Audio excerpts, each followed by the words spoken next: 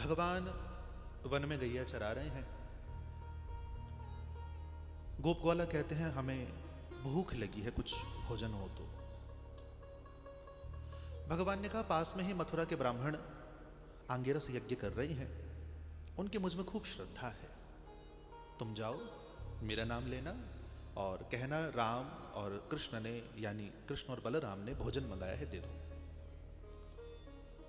बड़े प्रेम से सब गोप ग्वाला गए तो देखा बड़ा अद्भुत, बड़ा भव्य यज्ञ चल रहा है। जो मुख्य ब्राह्मण थे यज्ञ करने वाले, उनसे निवेदन किया कि हम पास में ही अपनी गैया चरा रहे हैं, जो परमात्मा कृष्ण है उनके आदेश पर हम आपके पास आए हैं, हमें भोजन दीजिए। तो ब्राह्मणों ने उनकी बातों को अनसुना कर दिया। हम भोजन की याचना लेकर आपके पास आए हैं, कोई भोजन की याचना लेकर आए तो उसे खाली नहीं लौटाना चाहिए। ब्राह्मणों ने अनसुना कर दिया। ब्राह्मण सोचते हैं जो भोजन हमने परमपिता परमात्मा के लिए बनाया है, जिसका हम यज्ञ के द्वारा यजन कर रहे हैं, इस जंगल के बालकों को देकर हम काहे व्यर्थ करें। बालक उदास हुए, गोप ग्वाला उदास हुए, लौट गए कृष्ण के पास, गए पूरी बात बताई कि लाला हमको खूब भूख लग रही थी पर उन्होंने हमें कुछ नहीं दिया, अपितु हमारा तिरस्कार किया, अनादर किया, अनादृत हुए हम। भगवान कहते उनकी पत्नियों की मुझ में अगाध श्रद्धा है, उनके पास जाओ और जब तुम जाकर उनसे भोजन की मांग करोगी वो तुम्हें भोजन नहीं देंगे, अपितु स्वयं लेकर आएंगी। गए तो अब यज्ञ में नहीं गए, पास में पत्नीशाला थी जहां पर सभी ब्राह्मणों की पत्नियां थी। तो क्या देखा, वो बड़ा सुंदर सुंदर श्रृंगार करके अपने पति के यज्ञ में सहभागी होने के लिए बैठी हैं। हम आप सभी को प्रणाम करते हैं। पास में ही भगवान कृष्ण श्री बलराम जी के साथ गैया चरा रहे हैं, हम उनके आदेश पर भोजन लेने आए हैं, हमें खूब भूख लगी, आप भोजन देंगी। अब यहां इस प्रसंग को कहा गया यज्ञ पत्नियां, इन स्त्रियों को संबोधित किया गया यज्ञ पत्नियां। यज्ञ पत्नियों ने सुना तो उनकी भगवान में अगाध असीम अनंत श्रद्धा थी। सुना था आज दर्शन का अवसर मिल रहा है, बहन चलें चलें। सबने आपस में मंत्रणा की, चली। हमारे शास्त्रों के अनुसार ना भोजन 4 प्रकार का होता है और 4 प्रकार का भोजन लेकर वो स्त्रियां पहुंची। कुछ भोजन होते हैं जो चबाकर खाए जाते हैं, कुछ पीकर, कुछ जीभ के द्वारा आस्वादित करके और कुछ के रस को चूस कर। 4 प्रकार का भोजन लेकर वो यज्ञ पत्नियां भगवान के पास गई। और जो बात के ऊपर मैं आपका ध्यान केंद्रित करना चाहता हूं, इन स्त्रियों ने आज तक भगवान का स्वरूप सुना था, देखा नहीं था। और माताओं आनंद लेना, क्या अद्भुत दर्शन इन्हें भगवान का हुआ। श्यामम हिरण्य परिधिम वनमाल्य बर्ह धातु प्रवाल नटवेश मनुव्रतांसे विन्यस्त हस्तमितरेण धुनानमब्जम् कर्णोत्पलालक कपोल मुखाब्जहासम्।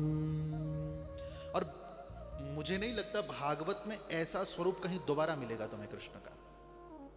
यज्ञ पत्नियां जैसे ही भोजन लेकर आई, यज्ञ पत्नियों ने क्या देखा, श्यामम हिरण्य परिधिम वनमाल्य बर्ह, भगवान के सांवले शरीर पर पीला पीला पीतांबर लहरा रहा है, गले में वनमाला है, धातु प्रवाल नटवेश मनुव्रतांसे, भगवान के मस्तक पर मोर पंख है और अंग अंग में रंगीन धातुओं की चित्रकारी करके रखी है। बड़ी सुंदर रंगीन चित्रकारी भगवान के श्रीअंग पर हुई है।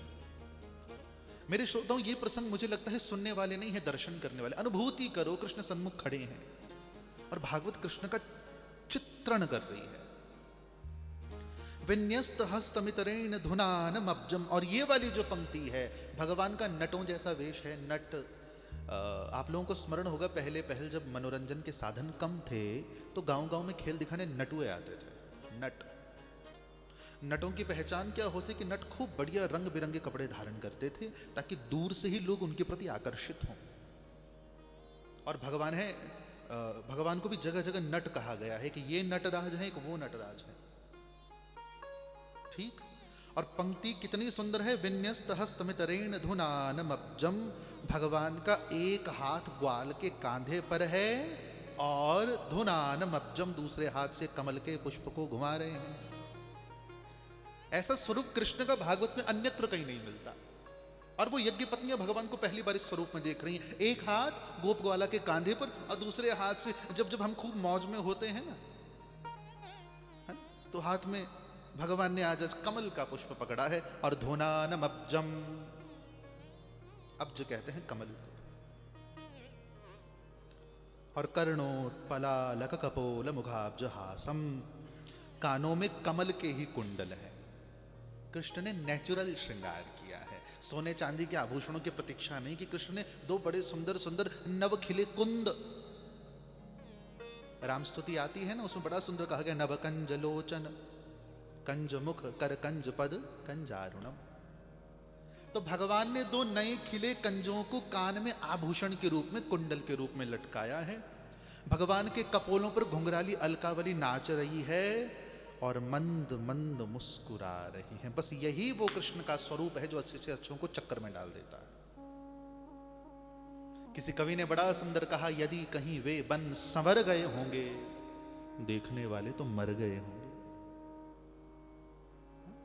याद नहीं क्या क्या देखा था, सारे मंजर भूल गए, अजय उनकी गलियों से जब गुजरे अपना भी घर भूल गए। विन्यस्त हस्तमितरेण धुनानमब्जम। सोचो ना, मैं चर्चा कर रहा हूं, आप कल्पना कर रहे हो, जिन यज्ञ पत्नियों के सामने भगवान उस स्वरूप में होंगे।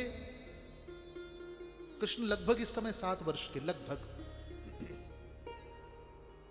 भगवान को उन यज्ञ पत्नियों ने प्रणाम किया और सुखदेव जी कहते हैं, प्रायः श्रुत प्रियतमोदय कर्णपूरैः यस्मिन् निमग्न मनसस्तमथ क्षिरन्ध्रैः अन्तः प्रवेश्य सुचिरं परिरभ्यतापं प्राज्ञं यथाभितमयो विजहुर नरेंद्र। की आज तक जिनकी कथा सुनी थी, आज वो सामने आए तो उन्हें ऐसा लग रहा है कि कृष्ण आंखों से होते हुए हृदय में प्रवेश कर रहे हैं।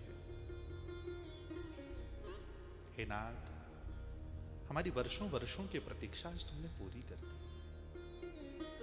भगवान ने सबको भोजन पवाने का आदेश दिया।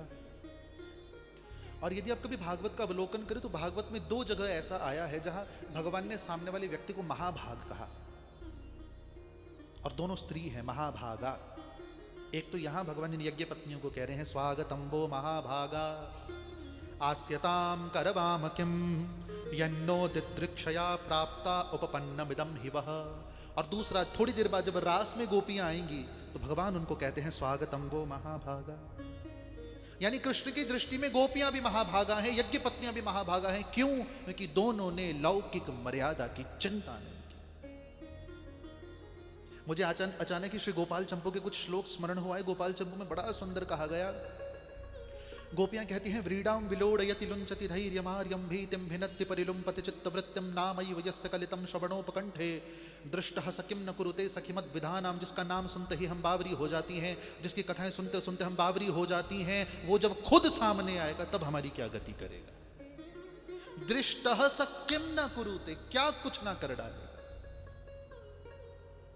एक गोपी ने दूसरी से पूछा, यदि कृष्ण हमें नहीं मिला तो गोपी ने बड़ा सुंदर उत्तर श्री जीव गोस्वामी जी की लेखनी के माध्यम से किया कि जीवितम सखिपणि कृतम मया, कि जीते जी कृष्ण को पाने का संकल्प मैंने ही किया, किसी के कहने पर नहीं। जीवितम सखिपणि कृतम मया किंग गुरुश्च सुहृदश्च में भयम। मुझे गुरु का क्या डर, मुझे रिश्तेदारों का क्या डर। और अगली पंक्ति बहुत अद्भुत है, भक्ति मार्ग के पथिक हो तो गोपियों की इस बात को मान लो।